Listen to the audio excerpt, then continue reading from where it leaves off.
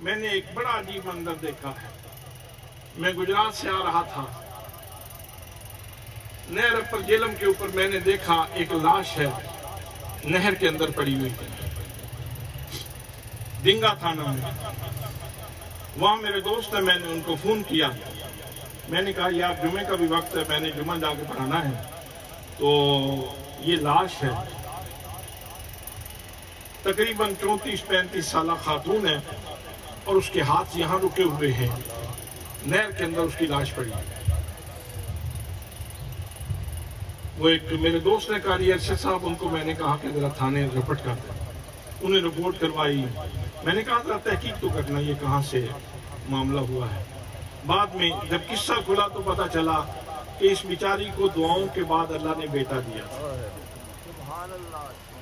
جب بچہ 5-6 سال کا ہوا تو اللہ کی تقدیر، وہ اللہ نے پاس بلا لیا۔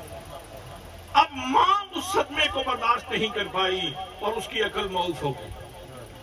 اس نے بیٹے کے جوتے باندھے، بیٹے کے کپڑے باندھے، گٹھڑی باندھ کے سینے سے لگا لی۔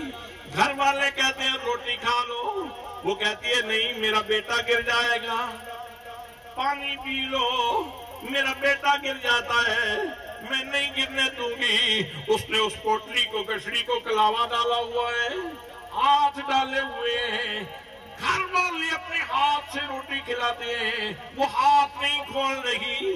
پھر گھر سے کہیں نکلی، نہر کے کنارے پہ پہنچی، پاؤں پھسلا، حضرات محترم خاتون تو پانی میں چلی گئی۔ اب پانی کپڑوں میں داخل ہوا، پانی نے خاتون سے کپڑے تو چھین لیے، لیکن میرے دوستو ماں کے بازوؤں کا حالہ پیار کا پانی بھی نہیں توڑ سکا۔ مرنے کے بعد بھی ماں کے ہاتھ نہیں رکے تھے، اس کا پیار وہی رکا تھا، اس کے پیار کا حالہ وہی پہ موجود تھا۔